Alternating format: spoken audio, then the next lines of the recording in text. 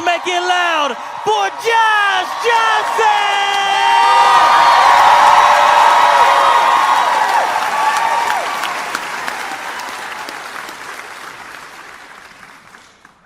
One thing that is very fun about being in Pittsburgh is your sort of singleness in fandom. The way that you love the Steelers, right? The way that you, yeah. And I saw this story about a woman whose husband sadly passed, and to commemorate him, she kept his Steelers tattoo.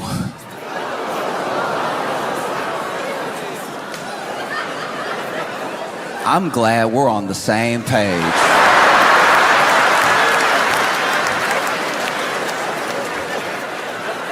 Because initially when I saw it, I was like, what?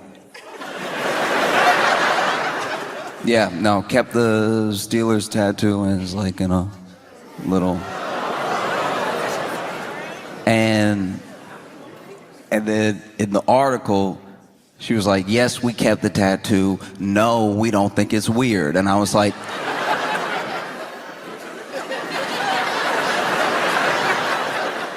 I figured you didn't think it was weird.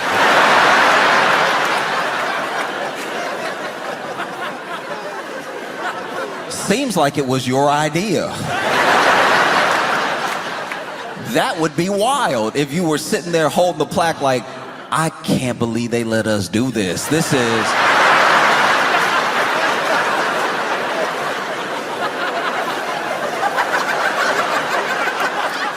little odd, right?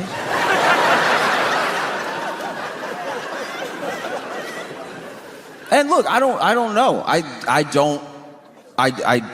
Wow. Like when I saw it, I was like, because also, look, I'm not gonna linger on it too long, but it was a big tattoo, so I don't even know what that is. That back? Is that arm? Is that, you know what I mean? And maybe this is something that the husband would have loved. Maybe he's like, yeah, keep it, put it in the living room, right?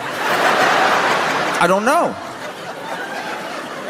I also don't know how hauntings work, but I imagine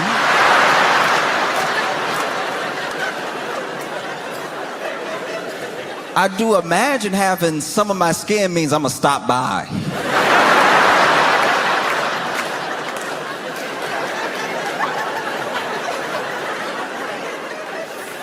If anybody ever kept some of my neck, I think I'd be like, we have to have a discussion. Poltergeist or not, I'm coming over, we're talking about it. You know, you already have to be careful in people's houses because you never know who got the urn on the mantle or something like that. I don't know why they don't sell urns with like a lock on it. Every urn I've ever come across just been ready to be opened like a cup of sugar. We gotta start making urns harder to spill. You know what I mean?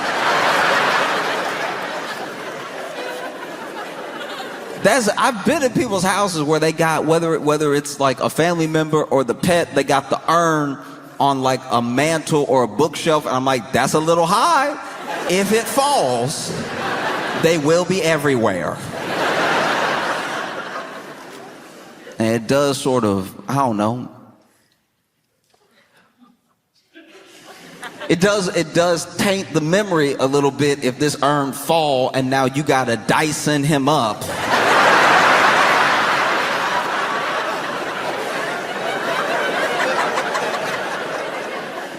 And then put him back in a new urn with whatever was on the carpet.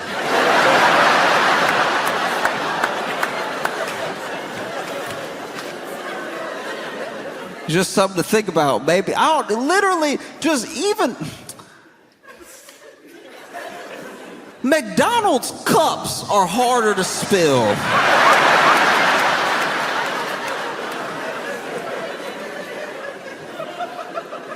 Just something with a twist lock, something. Because let's be honest, unless you're spreading the ashes, you never need the ashes. You know?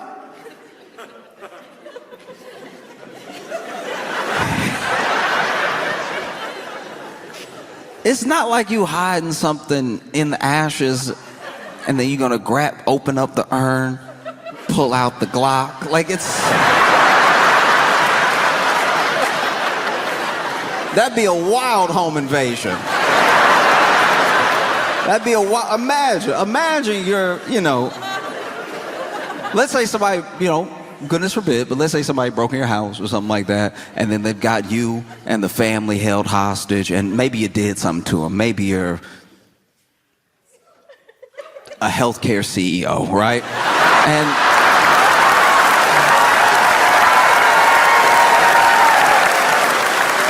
And so then they got you tied up with your family and everything, and it's like, look, I'm sorry, all right? And they're like, sorry is not enough, you about to go. It's like, okay. All right, I get that, but okay, look. A long time ago, my wife passed, and I always said that, like, whenever I go, I'd like to go with her, and she's right there. Intruder gonna be like,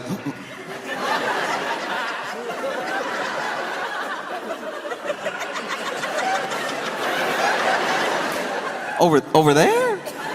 Yeah, she's on the fourth shelf. Fourth shelf next to Great Expectations.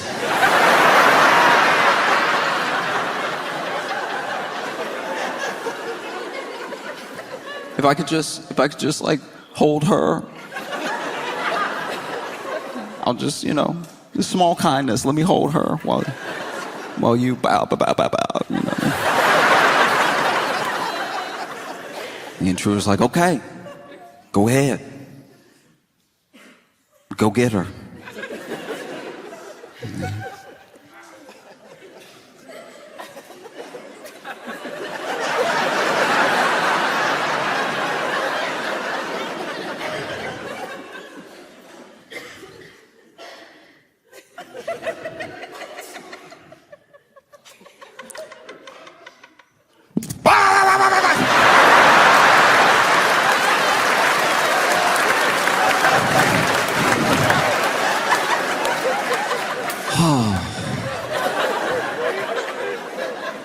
Thanks, honey.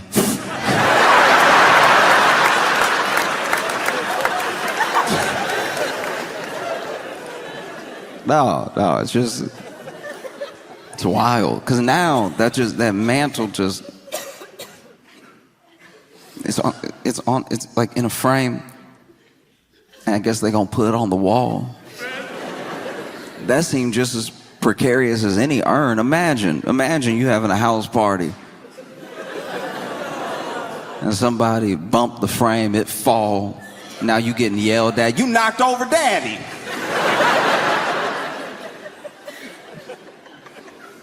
Everybody does things differently, and some people very differently. But once again, I don't know. I don't know if he would have loved this sort of thing, But it'd be crazy to think he might be looking down like, ugh.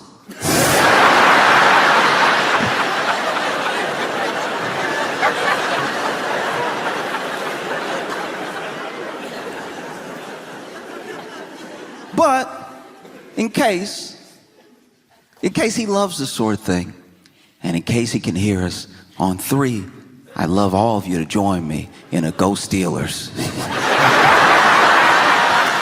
1, 2, 3.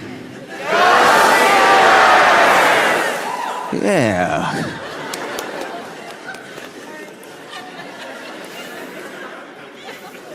Hopefully that will stop me from being haunted.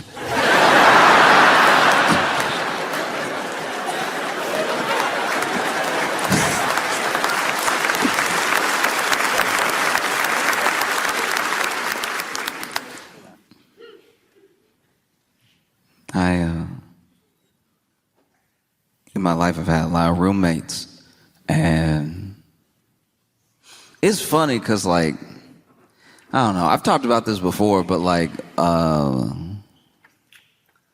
roommates is like extra family because you're poor.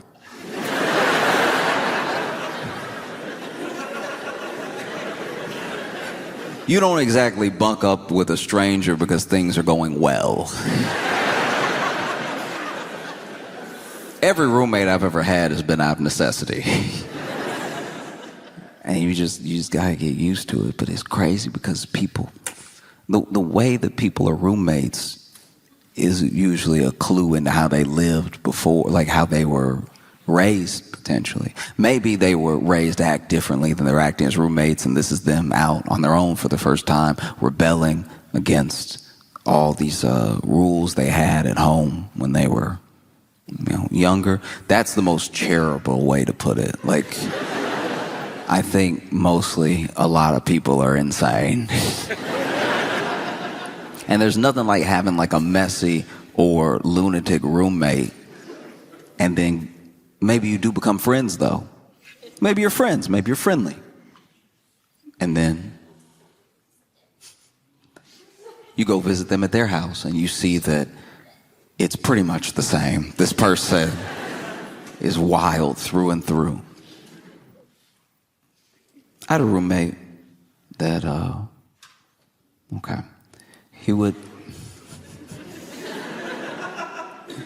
there would be some nights where he would sleep in the bathtub. He had a bed, he had a mattress, he had pillows. But he said he would sleep in the bathtub because it felt more normal to him when he would wake up from a night terror. And I was like, I don't know how you find that out.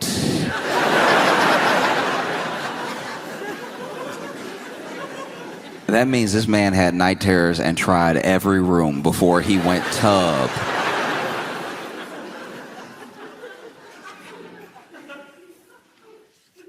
And that was a tough roommate to have because, I would go to bed at a regular time, even a little late because, we're young and everything. We're in college, and then I would just know I can't go to the bathroom for the rest of the night. No, I can't. I'm gonna have to hold it until he wakes up. And what would normally be distressing, sleeping peacefully, and then hearing from the bathroom, is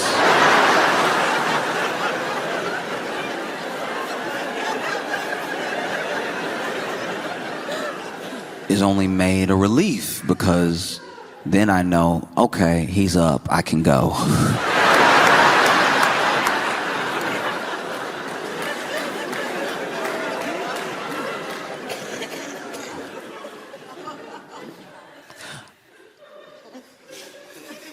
A lot of people in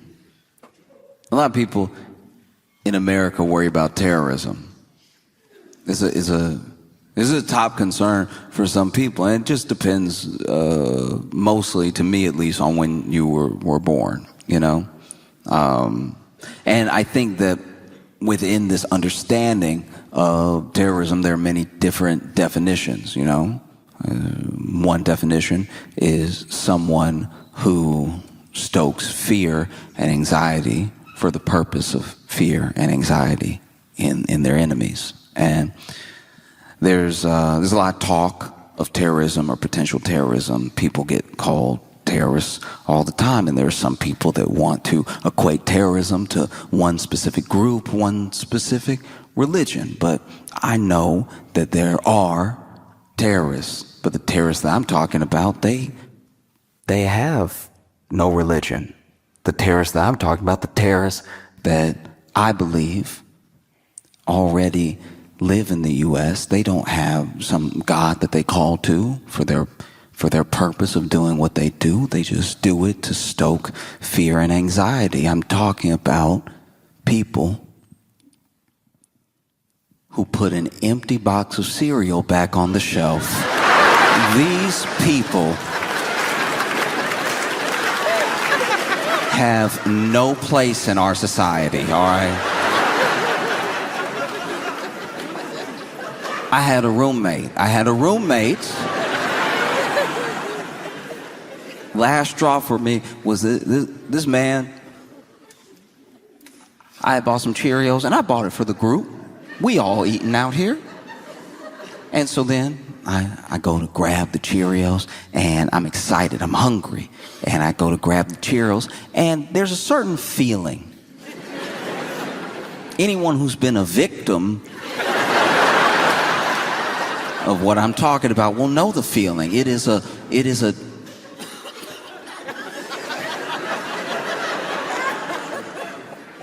weightlessness of despair.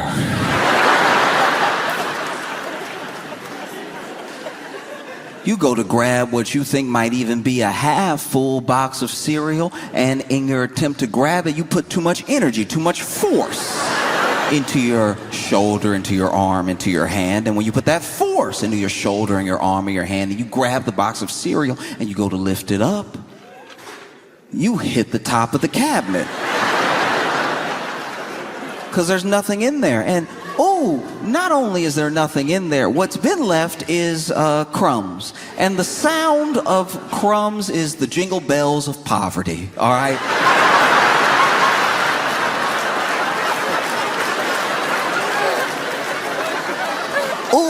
I've never felt poorer than when I hear crumbs.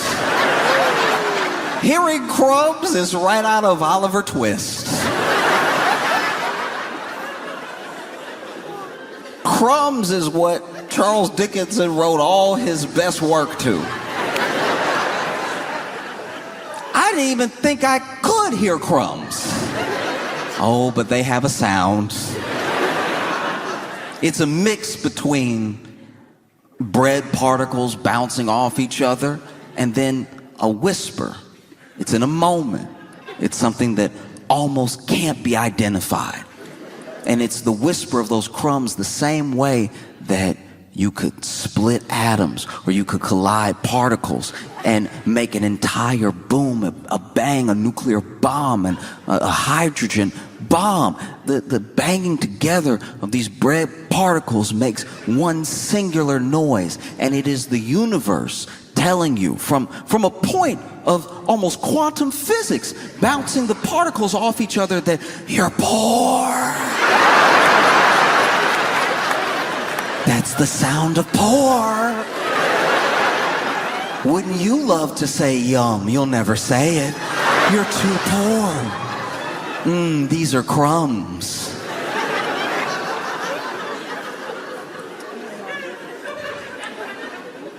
If you've ever in your life, out of necessity, not out of deliciousness, had to pour crumbs into your mouth,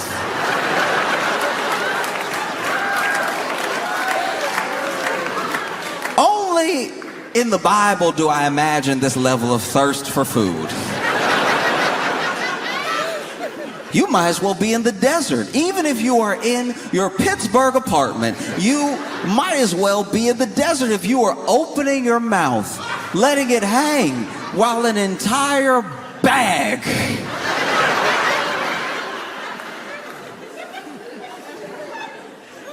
while a bag of crumbs slides and floats to your mouth. Because the crumbs that are sliding into your mouth from this bag, they have no Christianity.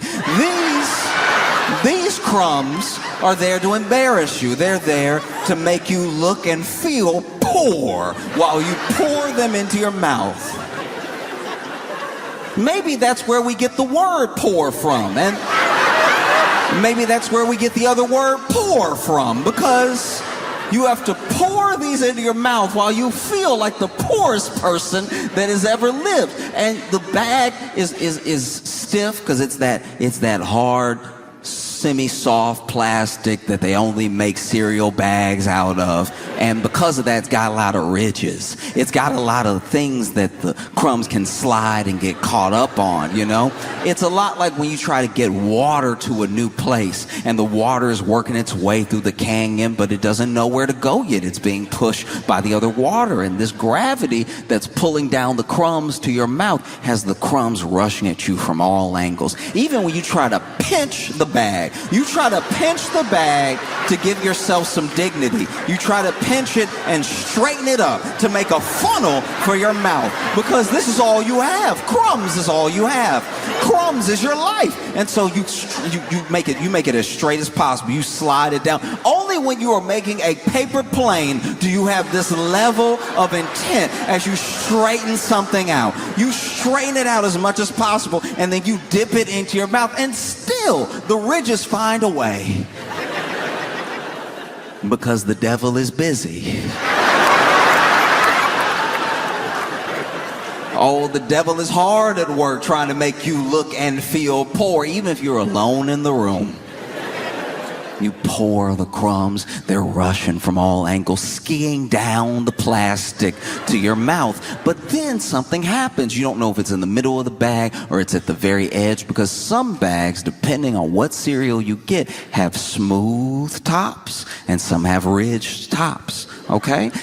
That's going to be important, because if it's a smooth top, the crumbs will slide out. If there's ridges right at the top, that means that the crumbs have one last giddy up before they get to your mouth. And so then not only do they giddy up, but you are looking for the food. You'd at least like to see what you're eating. And so you're looking down the bag, and the crumbs are like, we can go anywhere. We could go in your mouth, we could go up your nose, but we love to go in your eyes. And so then you're standing there with crumbs in your mouth and in your eyes and down your face and down your shirt, because as soon as they got in your eyes, they stung, because crumbs are sharp. You might as well juggle knives over your open eyes.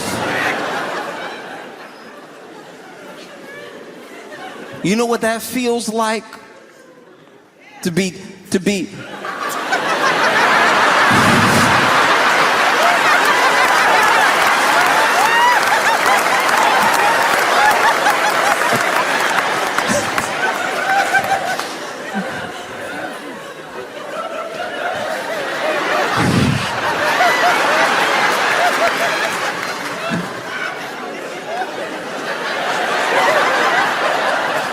Do you know what that feels like, to have to dig Cinnamon Toast Crunch out your eyes? Every cereal sharp. Every cereal is sharp. And so I remember I was a victim of terrorism.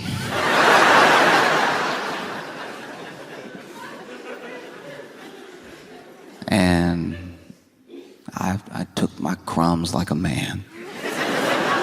But then I confronted my roommate. I said, hey.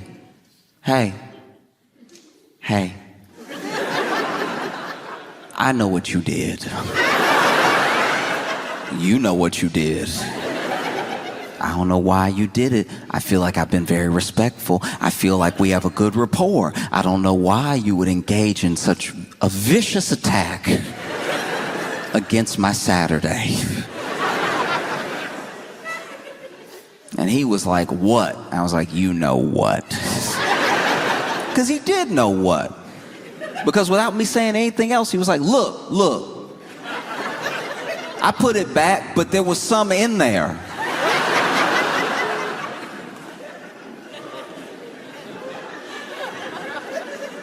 And I said, some crumbs? He's like, no. There was Cheerios in there. And then I thought, okay, maybe I've made a mistake. Maybe I have accused the wrong roommate, because I have more than one. And so then I walked to the kitchen with him, because the bag and the box were laying on the ground, because I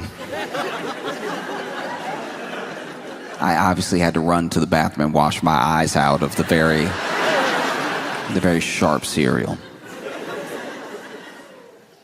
And at this time, first of all, I need to go back. This is the second time this had happened, all right?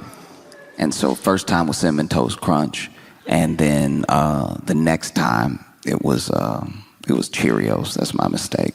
And so then he was like, there was some in there, and then we walk over, and the bag and the box are strewn on the floor like a crime scene. Because I had to drop them immediately. I also got Cheerio in my eye. And I was like, there was nothing. And you know there was nothing because it was only crumbs. And now the crumbs are in me and on me. And then he's like, no, there was something left. I was like, what left? And he was like, there was one Cheerio. And I was like, now I know. You might as well be Osama bin Laden, because the fact that there was one Cheerio you chose to not eat and leave means you're out of your mind. And then I looked, and sure enough, there was one Cheerio on the ground. One Cheerio. A single Cheerio. Like a British person saying goodbye.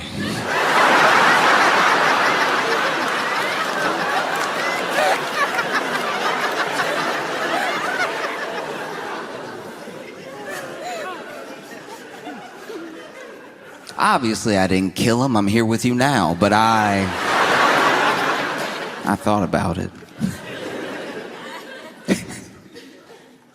I struggled a lot, growing up, even into like early adulthood, with opinion of myself, with like body image and everything. It's very difficult sometimes for any young person to believe, if they don't already believe, that they are lovable or that they are good in just the way that they are. Basically, that they are enough. You're still working on yourself. There's still things you want to do with your life. You got your whole life ahead of you, but there's nothing extra you have to do to be worth anything, And it's a hard thing to convince someone of who doesn't believe it. I wish more people believed it. If you saw yourself the way that the people that love you see you, what a beautiful world that would be,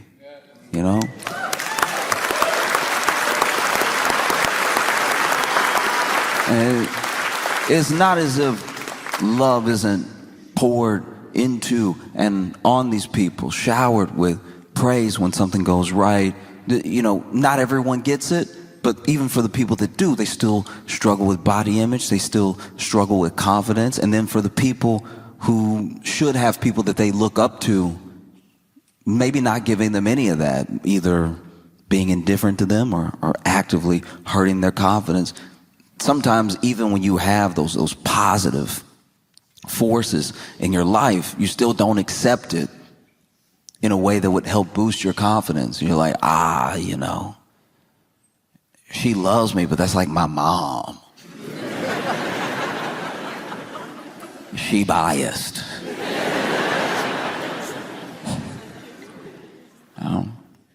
And I know for me, I spent a ton of time trying to work on myself in different ways. Some things that I actually needed, some things that built me up, and some things that were maybe a little bit unnecessary, I really struggled to look at myself in any positive way until I got really fit. Like in my head, really, really fit. I should look like, I saw other guys and I thought I should look like that. I should look like a version of that, at least, And never mind that I'm looking at dudes who have been on their own journey or struggle with their own confidence, or maybe get a little extra help to look the way that they look. I don't know. And I was never trying to be like insanely huge. I joke about being like ripped and real big, but honestly, I don't have the frame for it. Truly, I'm not tall enough to be wide. Yeah, no matter how big my shoulders got, I'd start to just be in the way. Like, it looks good in the picture when you're flexing and you've got all the muscles and they're all defined and everything, but then practically in life, it does start to be a problem when you're trying to walk through a door. You don't want to be on a date and see a door and go, uh-oh.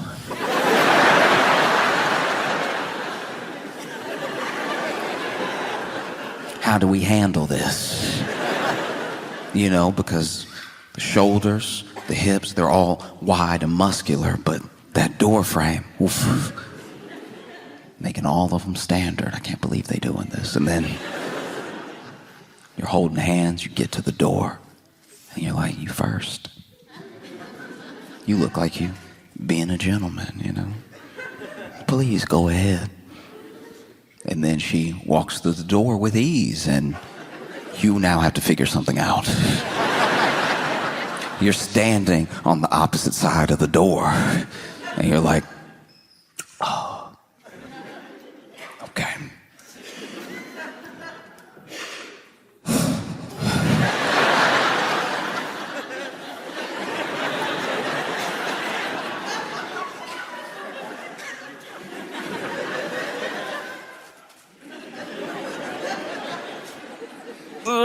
As soon as you strained,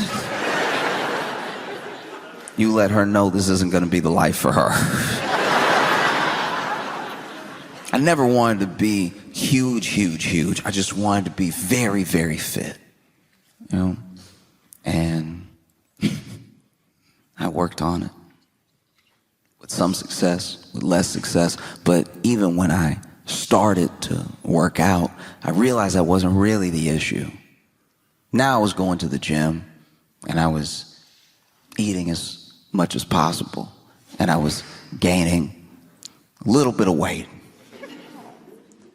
Not much. And I was like fighting to keep looking this certain way. And I finally accepted that, like, even if I got there, maybe I wouldn't be happy. And I even discovered that through other people who I knew were there. People who I wanted to look like that were in my life, you know? And they still had all the same problems I did. And I would go to the gym and I'd see people packed in there fighting to look a certain way so they could feel a certain way. And there is a bit of a cheat code. You could try to work on feeling the way without having to fully change your entire body. You know, you don't have to earn loving yourself through like straining and potentially hurting yourself, you know? Like there's some things that there's some things that go and be lifted in therapy, you know? Like it's just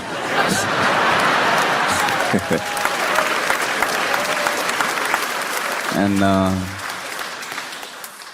but I remember I would see these workouts, and sometimes you see people get creative. There are a couple machines that are pretty straightforward. You sit down, you want to row, you put your feet here, and you pull.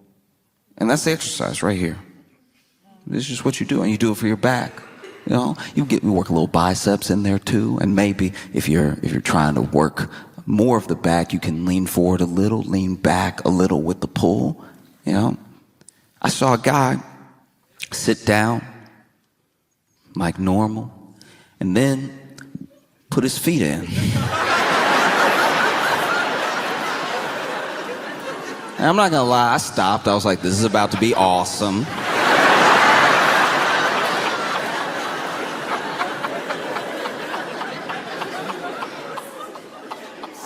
And this man, I don't know what muscle it works out. It seems like it just ruins your joints, but he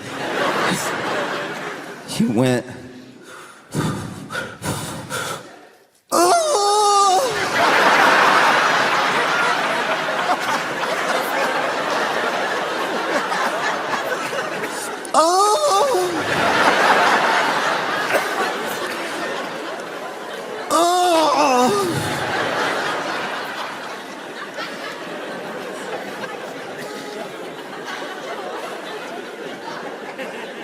Just make sure it's clear.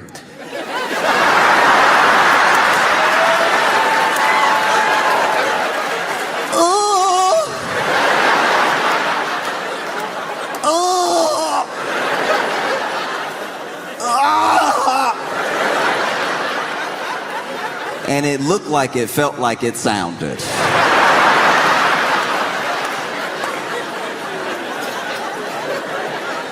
This man did 8 sets of 10.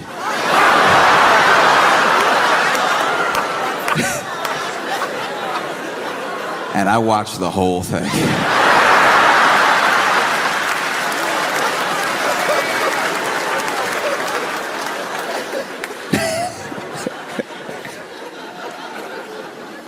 Oh, there was even a time where I went to the gym and, I was working out my legs differently.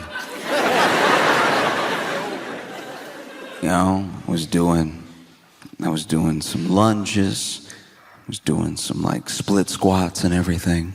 Not much weight, but just trying to make sure that I worked out my legs, because there are some people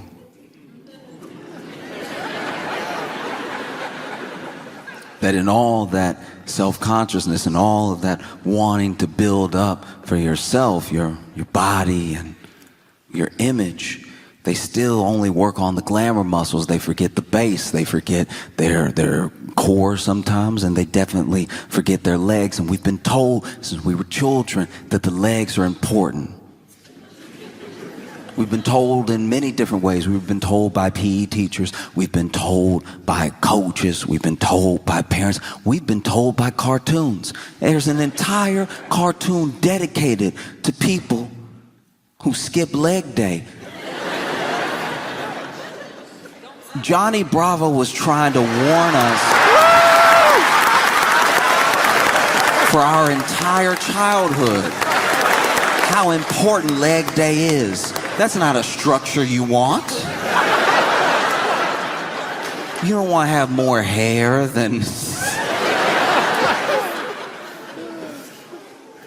So I was working out my legs, and so I'm packed into this gym with a bunch of other people, which is, look, it's very frustrating because this gym was unfortunately affordable. So a lot of people were in there, and I was one of them. And I was hopeful, sometimes they sell memberships all year and they're counting on people not to go. The way the gym structures are built out, it's so that you get all of these people here, but they're signed up, they don't actually show up. And so a gym is able to run fairly efficiently as long as 1/10 of the people who are members show up at a time. If everybody showed up that was a member of the gym, if everybody started to really decide to work on themselves, it would look a lot like TSA.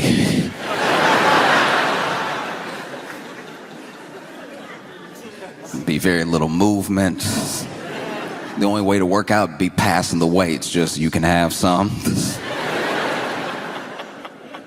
And while I was in the gym, packed in there with everybody else, there was a fire alarm that went off and some smoke that we saw. And, I didn't see any fire, but 2 out of 3 signs isn't bad. And so there were only 2 exits, which in retrospect was a horrible thing. You could only get out through the elevator, which you're not going to take during a fire, or the stairs. And so people started clamoring for the stairs. And this is where the real fitness test began. Because there were some people that were out in a flash, but then there were other people who had been working out. So they used all their fire running strength on the treadmill. So now they see that the fire alarm is going off and there's smoke, and they hop off the treadmill and they're like, oh no.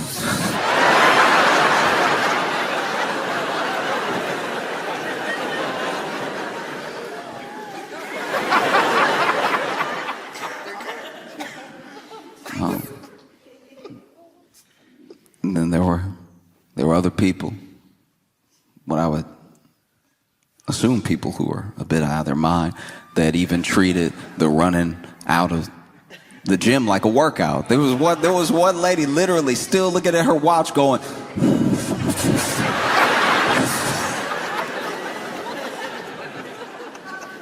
And then there was me, who had been doing leg day. I tried to make my way out as fast as I could, but honestly, if I could brag on myself for a second, I had gone pretty hard. You know, I had a PR and everything, and a PR is what you don't want to have when it's time to run. Because I put the weight down, I saw everybody running out, and I made my way for the exit, and I could not stop jiggling. Like every...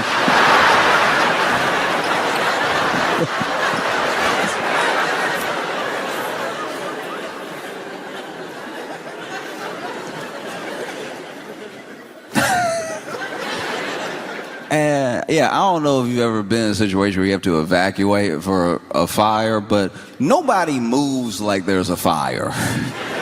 Even as you're going downstairs to like get out of the building that has smoke in it that is like clearly, at least seemingly on fire, you still get people that do that thing that people do when they get to the top of the stairs, where now that they're clear, they just enjoy their day. If you've ever been in a walkway, there are people who can't wait. At the beginning of the stairs, they can't wait to get up there. And then as soon as they get up there, as soon as they are past the last step, they're like, oh, yes. As if there's not a ton of people behind them. And so I'm noticing as I'm shaking and jiggling down the steps, how slow people are going down the steps. And so people do start to scream like, hey, hurry, move it, you know, fire. And then we get outside, and it was next to the door. One of the reasons everybody was slowing up was that same lady was out front near the door just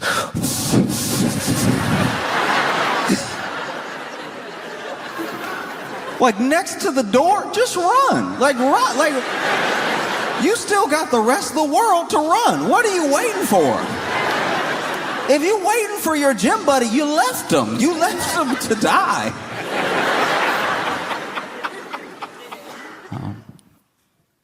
It's funny because I was watching the news and I saw this, can't really call it a debate, it was more of a screaming match.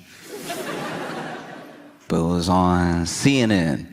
And on CNN, okay. Found the one person that works at CNN, and that's...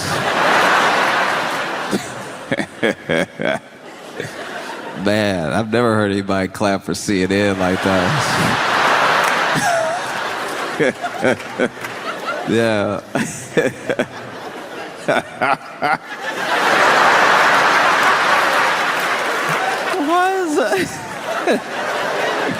Now, to be fair, though, look. To be fair, we don't know where our friend is from, and CNN abroad is actually substantially better. Like, when you watch CNN and you're in like France or something, it is actually like engaging programming. That we really are the only ones that do CNN the way we do CNN. I like, as an example, when you travel the world, McDonald's is still fast food. We're the only ones that made it poison. You know, every other country, they just say what happened on the news. They just tell you. They're like, oh yeah, no, then these people came, and then the other people came, and then the first people left, and then the second group of people left.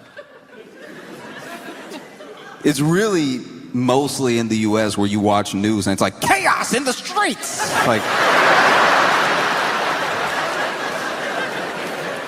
Like every news segment is cutting a promo for a horror movie. I was watching CNN and I saw where Jillian Michaels was on there in a debate that she seemed to have started, and they were talking about changes to the Smithsonian and how art and culture shifts between who has the power to dictate how the exhibits are written, who the exhibits are of, and everything. And Jillian Michaels was like, it's so unfair that slavery in this country only gets blamed on one race.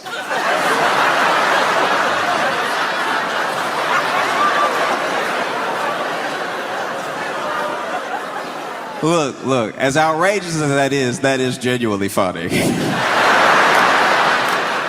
Like, look, I'm not gonna tell anybody how to feel, but if you heard the words I said,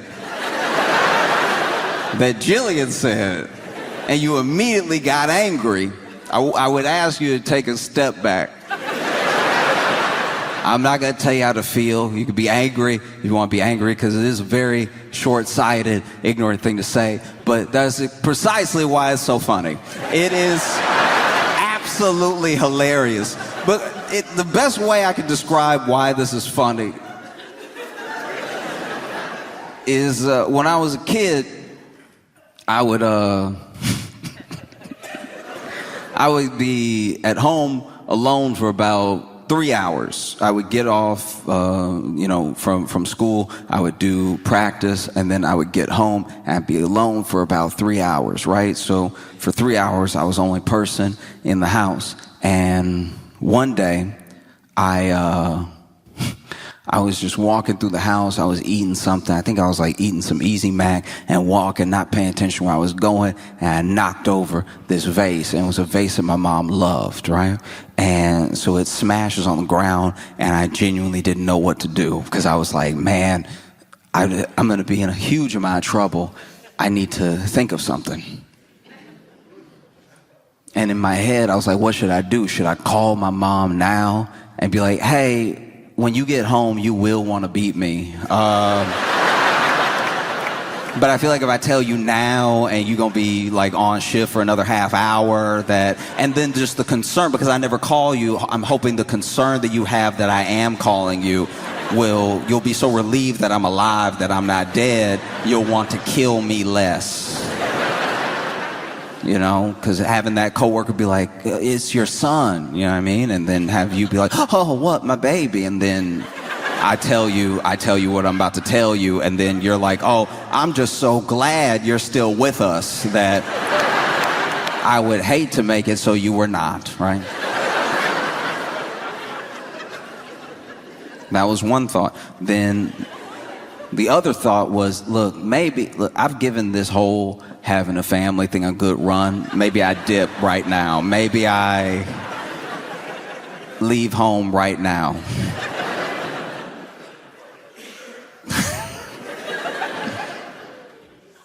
And then the third thing, which is what I did do, was nothing. I went to my room and played some video games for what felt like might be the last time in a long time.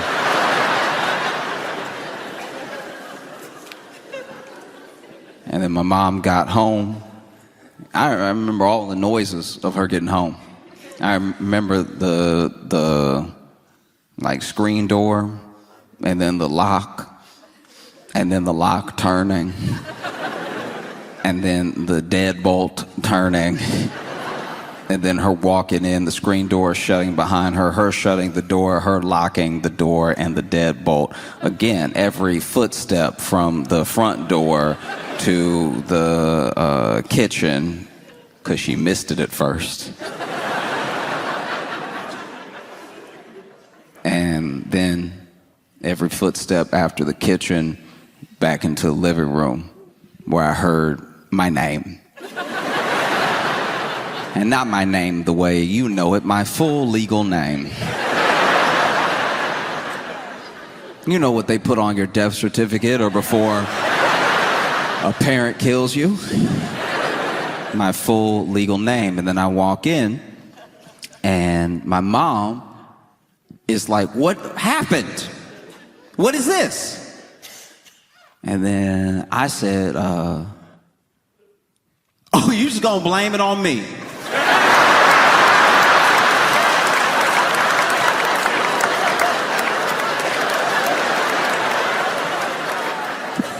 Wow. Wow. Maybe I was in there playing video games the entire time. Maybe somebody broke it, and left. Maybe I'm lucky to be alive right now. You're just gonna immediately blame me because I was the only one here. You're just gonna blame me because it looks like it was me. And that's kind of what Jillian Michaels was doing with the whole, like...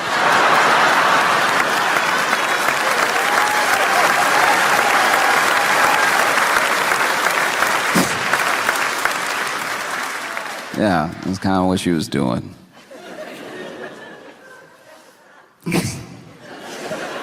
Can't believe you would just blame it on one race of people.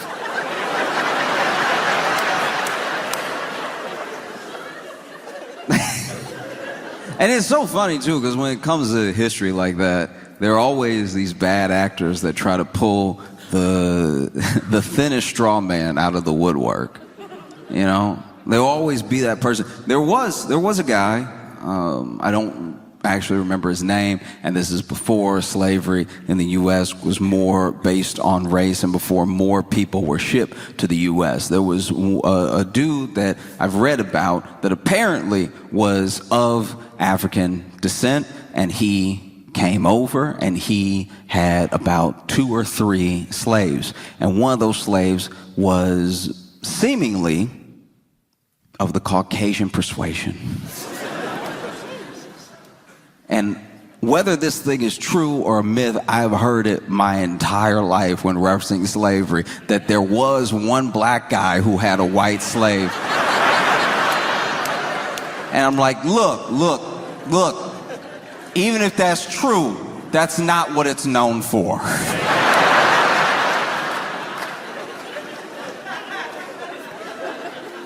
Do you know what I mean? Yeah. Just picking and choosing how you present an entire idea.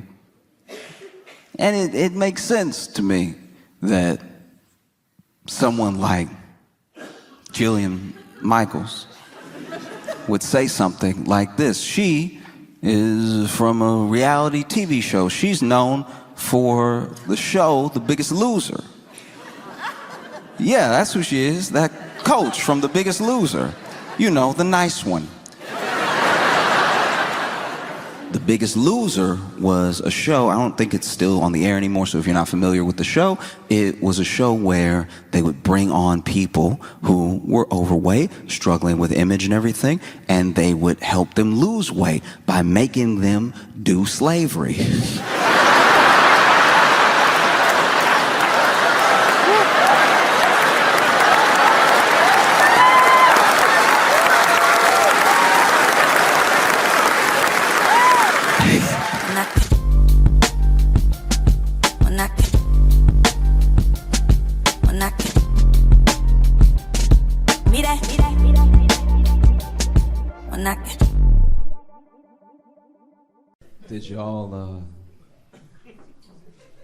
Did y'all see the Alabama brawl?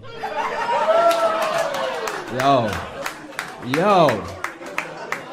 Who knew Wakanda was in Alabama? That was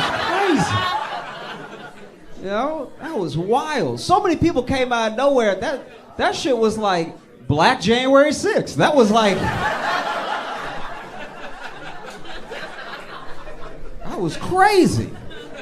If you didn't see the video, if you don't know what I'm talking about, I'll explain it really quick. Basically, there was this one guy. He was an employee of the place, right? And he was like asking these people to move their boat, you know? So it was a black employee, but he was asking these people who happened to be white that had the boat to move their boat, and they wouldn't move the boat. I don't even know if this part is true, but I heard that the riverfront boat that was waiting to dock had been waiting for like 40 minutes because these people refused to move, right? So finally, he just keeps going, like, you gotta move the boat, you gotta move the boat. They get out of their boat, they're cursing at him, and he's not backing down. He's like, you have to move the boat. I work here, you have to move the boat. And then they just keep cursing at him. Finally, they put hands on him, and then they start fighting him. And he did his best. He held his own for quite a while. So it's not like they beat his ass, but they were clearly ganging up on this dude, right? And, you know, a lot of people, as soon as they saw the video, they got upset. I got upset when I thought it was going to bum me out, just seeing like 5 white dudes ganging up on this, like, middle-aged black dude and everything. And some people were upset about the racial part immediately, but I'm not gonna lie, I was distracted. I wasn't. I didn't hate these people because they were ganging up on them and they were white. I hated them because they had a boat. You know what I mean? This isn't just a race thing. These rich fucks with a boat are trying to beat up a working class person. Is insane. You know, made me furious. And then they started fighting them, and then like other people came, and you know a lot of black people already saw what was happening. So then when the riverfront boat docked and other black people who saw what was happening, they all just swarmed. It looked like like that one episode in Game of Thrones where they were losing, but then just more just came down the mountain. It was like I was like, God damn, okay, wow, send in the troops apparently. I should back up. When the fight started, the initial fight where the dude was getting ganged up on, he just threw his hat. Just threw it, and that almost felt like a signal. As a black person, I didn't know that was our call to arms. I didn't know this was like, oh, okay, all right, we go now. That was wild to begin with. Then it was crazy because then so many people swarmed in, it turned into a huge brawl, and I don't know if you saw a video, but there was one person that wanted to help when they saw him getting jumped so badly that this nigga swam.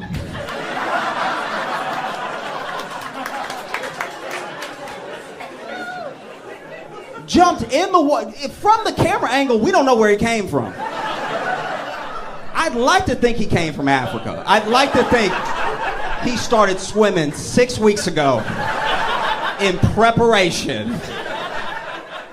Because look, if you know, the history of black people swimming, especially in the South, you know that we're not known for it. You know what I mean? And so I'm not gonna critique his swimming because I was just happy to see another black dude swim. That's just, every one of us swimming is a W, okay? But I do have to comment, because he wasn't swimming normal. Did you see him swim? He wasn't swimming regular. This was not regular swimming, right? This man wasn't swimming to the fight. This man was punching the water till he got there. I knew he was gonna whoop ass when he got out of the water, because he would... I've never seen someone punch water till they got to their location. That was so crazy. Go back and watch the video. This man... punching with horsepower. Like, I've never seen anything like it. And then he gets out of the water, starts whooping ass, everybody whooping ass and everything. So you know that those white people, when it started fighting, then started more fighting, you know they were relieved when the cops got there, but they must have been conflicted, because half the cops were black. Like, that's a situation where even when the cops arrive, you're like, ooh, whose side are you on? Because I was kind of doing a thing before you got here. You know what I mean? Honestly, that's what's so wild. Because I think also, I've tried to put my mind in, I've tried to put myself in the mind of each person that was in the video in a way. Do you know what I mean? Because that's a terrifying thing. To get jumped is a terrifying thing. Then the person swimming. Then I'm just trying to think about every angle that I could think about it from. I'm not gonna lie. That must have been a huge surprise, because you out here ganging up on this one dude with your buddies, and then before you know it, there's just like 50 black people. That's Listen, I'm telling you right now, let's say y'all just blinked, and when you opened your eyes, there were 50 black people behind me. I'm not even saying you'd be scared, but you'd be surprised.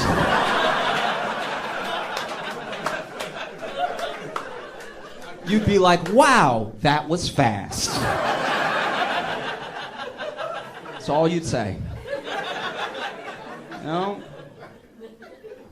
Because that's the thing. That's, I think, the strangest part, one of the weirdest parts, like when you start watching the video, let's say you start watching the video, you had no context, nobody told you what was gonna happen, you hadn't seen any of the memes yet. The craziest thing about what happens is that, especially as a black person, I think some people are curious why black people have been memeing the shit out of it and everything. It's because if you know the South and you know the history of 5 white guys ganging up on a black guy and how that usually goes, you know, especially when they have enough money for a boat.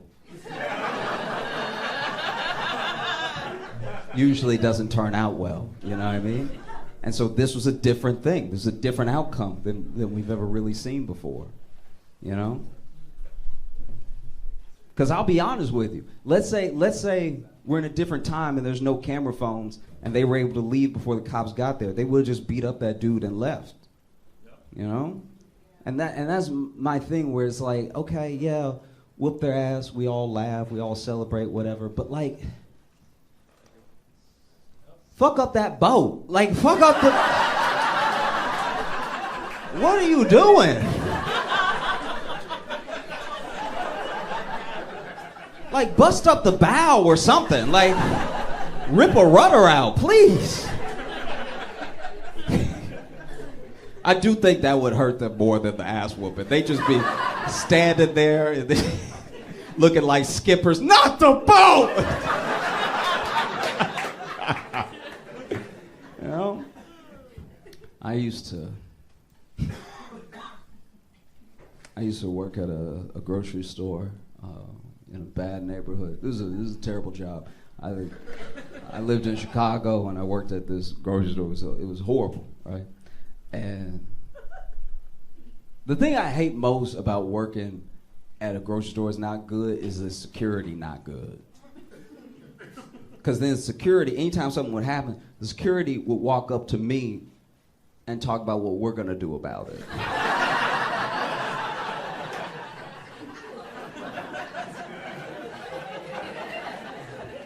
Bro, I do this.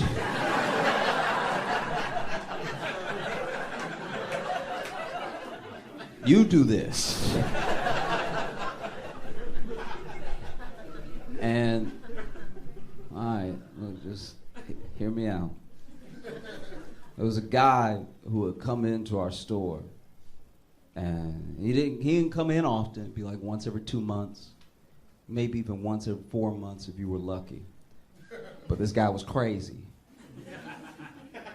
And when he came in, he'd come in and he would fuck the lettuce.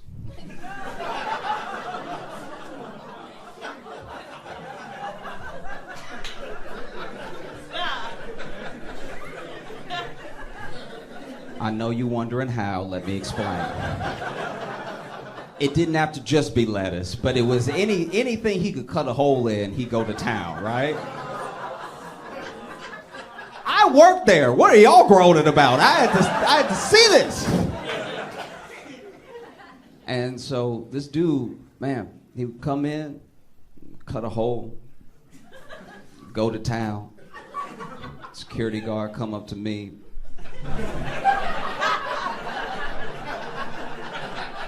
Security guard came up to me one time and was like, he's back.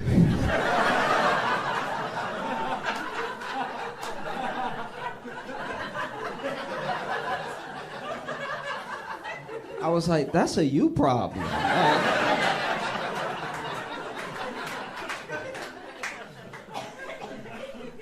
And I don't know. This like dude was clearly not all there in the head and everything, but yeah, he would just come in, he'd catch a melon or something like that, and just make juice. Like this dude was. I know. But a security guard came up to me and was like, he's back, so I'm gonna need your help. I was like, all right, what do you need me to do? And he was like, so we're gonna walk on either side of him, right? We're gonna walk, so he's here, we're gonna walk either side, as we're sort of like, you know, and he was like, I'm gonna need you to run interference. And he said it like it was a real thing. I should know what that means or whatever. Like, and so we get to the point where we're both walking either side of him. And he looks over at me. This dude is distracted. This dude doesn't know what's going on in the world. This dude is fully with the lettuce, right? And locked in. And the security guard go. And I'm like, what does that mean? Like, he's acting like he gave me a plan. There's no plan. I don't know what this means. And so he's like,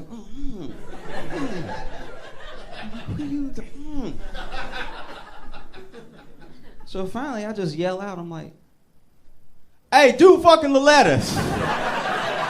And that dude turned around and faced me, and when he faced me, I was like, tackle him. And then he did. He tackled him. Got that dude to the ground. And you gotta give credit where credit is due, okay? You do. To the security guard and to this dude, because this dude was so hard when he got up, the lettuce was still on him. That is crazy. I don't know if I've ever been that hard in my life. This dude got up, hands being held. Like, it's not like he can help out for a quick second.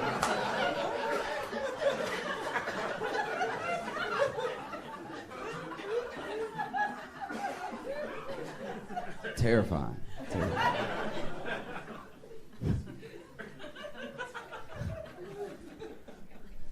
I've been thinking a lot about the way that couples fight.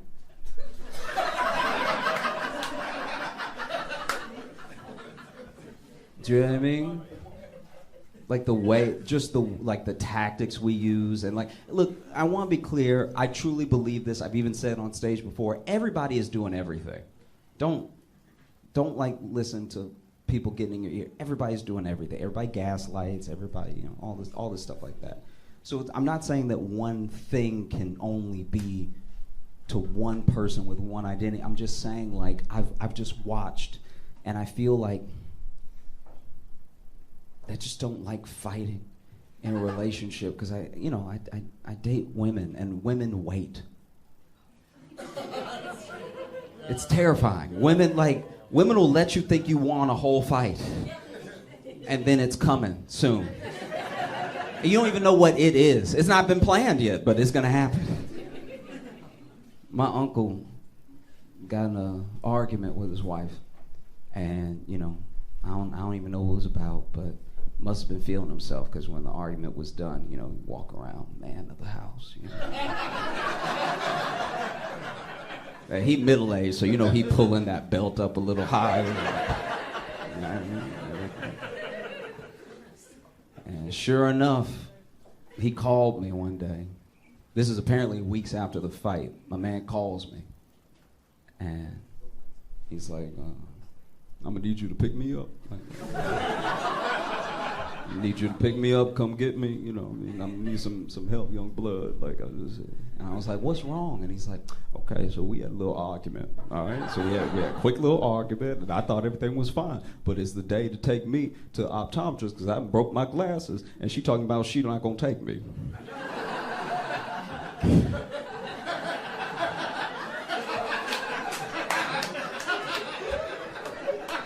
And I told her, I'm like, baby, I'm blind. Come on now. And she over here talking about you don't deserve to see. Like,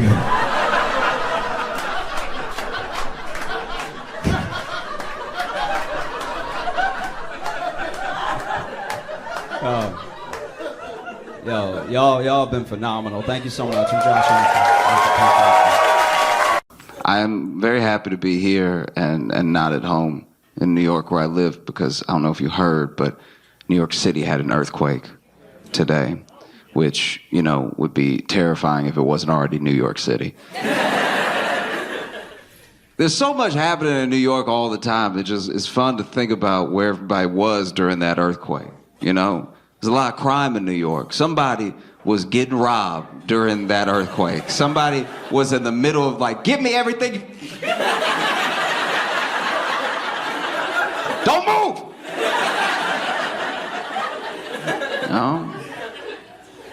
Some people were in their apartment. Apartment shakes.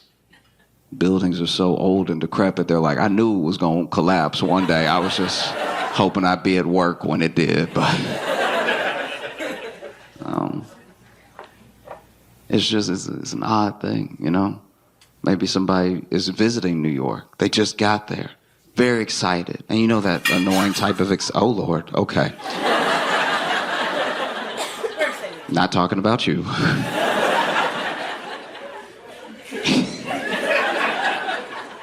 It just sounded like so much stuff. Like that, it's clearly more than one plate. Oh, but maybe somebody just got there and they're very excited. They're like, ooh, you know what I'm gonna do? I'm gonna go get some street food. I'm gonna get an authentic New York hot dog. This is gonna be amazing. And then earthquake hits. And then they are covered in hot dog water. It'd honestly be the most New York experience they could have. Another thing, I think enough time has passed that I can talk about it without it being awkward. Like, one of the weirdest things to me about 2020 in general was, you know how there's bunker people? There are people that save up a bunch of money to build a bunker in different types. Some people build a bunker underground. Some people have a different location they're going to go to if things hit the fan and everything. Some people have like a whole site that they've built and stuff. And we've always, for years, for decades, made fun of them, right? It's something that started in the Cold War because they were so sure that the Russians were going to bomb us that they started to make bunkers, and it was a normal thing. Then, as those sort of fears started to disappear a little bit, it became less common. But then there were some people who were still like, guys, something's wrong. Some bad things could happen. So they made bunkers. But then they started making it with, you know, their personal wealth and everything. And we made fun of them all the time, you know? And then 2020 hits, global pandemic that affects everyone in every country. And almost all the bunker people were like, that shit ain't real.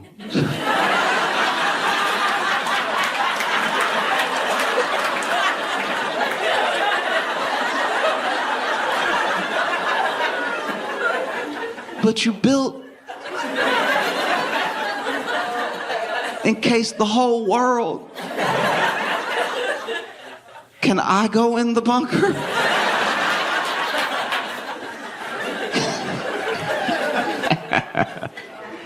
Oh, man.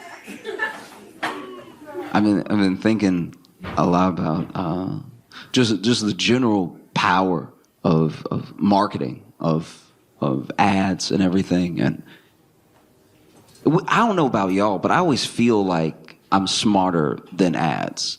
Like, I always feel like, that's ad. I can see it. That's product placement. You can't fool me. You're not going to get me. That's an ad.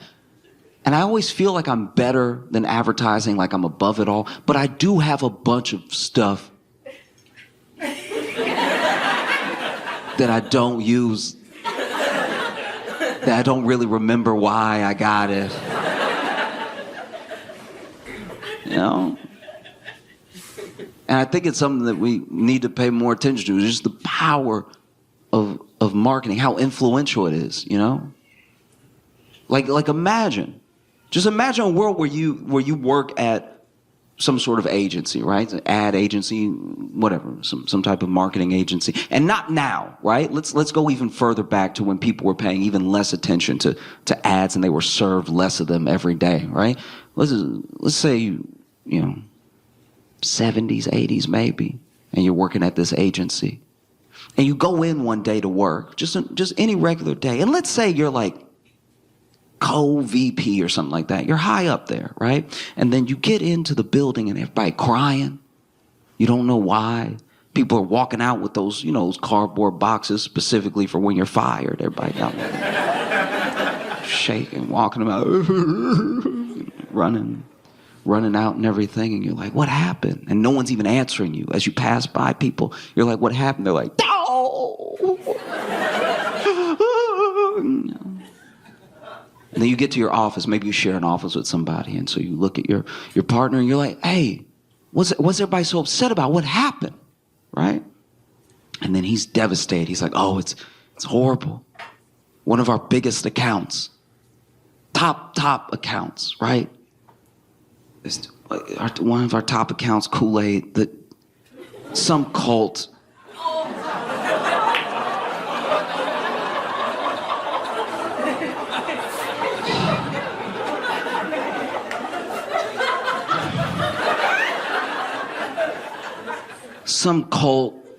grabbed some Kool-Aid and they put a bunch of cyanide in it. They did like a mass thing. I don't know, the client is freaking out, you know. People may never buy the product again. We don't know what to do. This could be the end for us, because if they close, we close, right? And then you, being the brilliant marketing agent that you are, you stand there in the moment that this is happening, the day that the news has reached your office, and you're like, you know what? Screw it. Let's lean into it. They drank the Kool-Aid. It's just that good.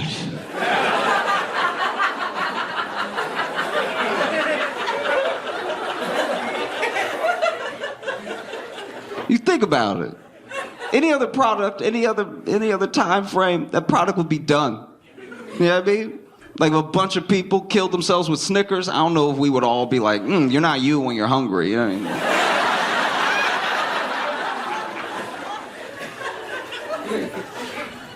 That's the power. To this day, even after a tragedy like that, to this day, people be at the barbecue like, pass me some of that red. That's some good stuff, you know? And the thing about it is that on its own, it's not bad, right? On its own, you're just trying to sell something, you're just trying to make a buck, and maybe it's something that people will like. In an ideal world, all the marketing leads the people to what they want anyway, right? But it doesn't always work that way, because we found that the easiest way to make money is to make people feel like they don't have something, to make them feel less. So then if I'm less, maybe this thing will make me more and it'll make me enough, right? Because if we never feel like we're enough, then we always need a little something else, right? And that's how they make money. If you were always content all the time, no one would be able to sell anything to you, you know? And so on its face, it's not bad what they're doing. But when they're all doing it at the same time, and it's most of what you see, when it's ads all the time being like, you're not this, you could be this, you could be better, right? It just starts to make you feel terrible. It starts to make you feel like you don't matter at all. And I hope one takeaway that you have from the show, not just laughing, I hope that you walk away from the show feeling like you matter as a person, right? Because you do. It's very important that you feel like you matter, that you have influence, because you do, right? A world where you think you don't matter terrifies me, because it means that all of the little pieces, all the interactions that you're supposed to be having with other people are going to be missed out on because you think you don't matter, right? Like we all sometimes feel like a little cog, like a little bolt, just in a big piece of machinery, right? Because the bigger picture is bigger than all of us. But you are so important. Even if you feel like you're that little bolt, you're very important. It's not the same without you. I hope you understand that. You're as important as every bolt on the door of a Boeing plane.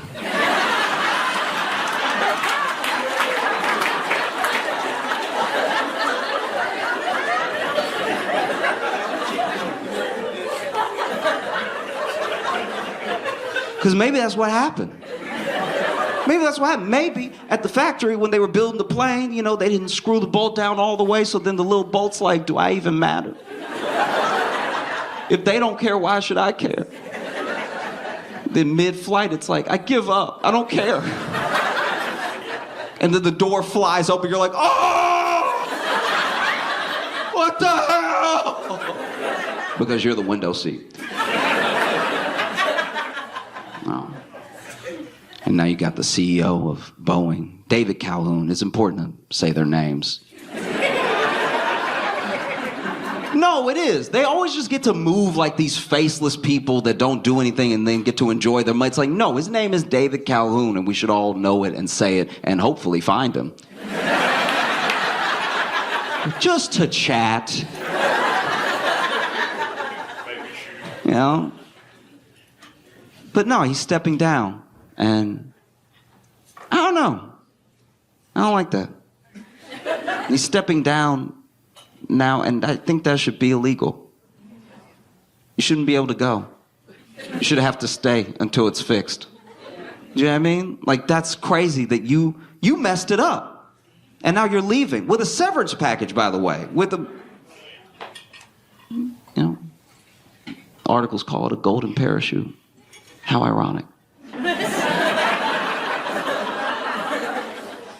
You get to leave, but you mess the whole thing up. You know? And I know he's not fully alone, but he's the lead. You know, when you're the CEO, you're the captain. You know? And he gets to leave? That's crazy. And he gets to leave richer for messing it up.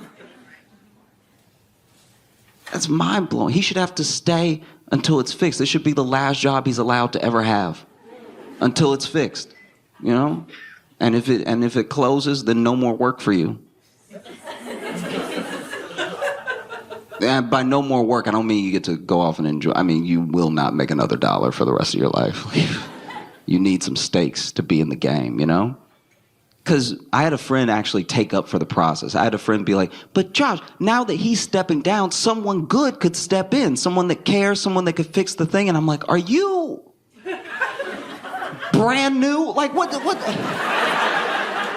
In what world is that going to happen? That's so crazy. I told him the same thing I'm going to tell you now. Imagine you're on a flight, right? Middle row, middle seat. You're not having a good life. And you're on this flight, and during the flight, you feel this incredible turbulence. And I'm not talking about those air pockets where you drop a little bit. I'm talking about you're hearing noises you've never heard before.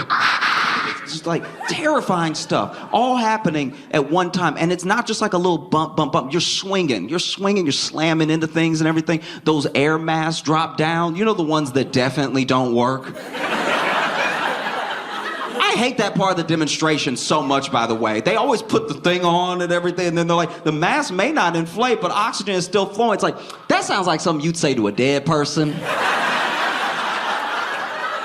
That's one of the craziest things I've ever heard. The mask may not inflate at all, but I promise it's still working because you won't be able to tell anyone it didn't. Mind blow. No, I swear. You know? But let's say that's happening. You're in it. They're screaming, people crying, people praying, people tearing up and everything. And in the midst of all this turbulence, the cockpit door swings open. And the captain walks out. And the captain doesn't walk out to say, hey, everybody, we have it under control. Please don't panic, right? Captain doesn't come out there to say, look, the PA system broke. I just want to tell you myself, we're all going to make it. We're all going to be okay. I'm going to make sure we make a safe landing, right? The cockpit swings open and the captain comes out to say, I've decided to resign from my position as your captain. It's been an honor, but I can no longer uphold the standard of this plane, and so I will be leaving. Wearing a parachute, by the way. He's wearing a parachute while he's talking to you. He's wearing a parachute while he's talking to you, because I'll be fine. I'll be fine. I know I messed everything up, but I'll be okay, okay? And then he jumps out of the already open door.